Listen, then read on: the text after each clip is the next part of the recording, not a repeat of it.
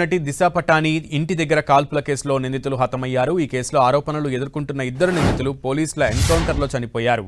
ఈ విషయాన్ని ఢిల్లీ పోలీసులు ధృవీకరించారు.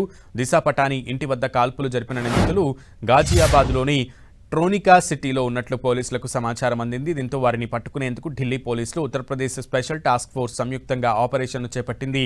ఈ క్రమంలోనే నిందితులను అదుపులోకి తీసుకునేందుకు ప్రయత్నించగా ఎదురు కాల్పులు జరిగాయి.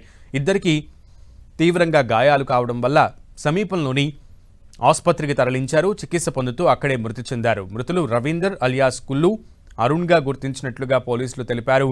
ఇద్దరు రోహిత్ గోదారా, గోల్డీ బ్రారా ముఠాకు చెందిన సభ్యులని తెలిపారు.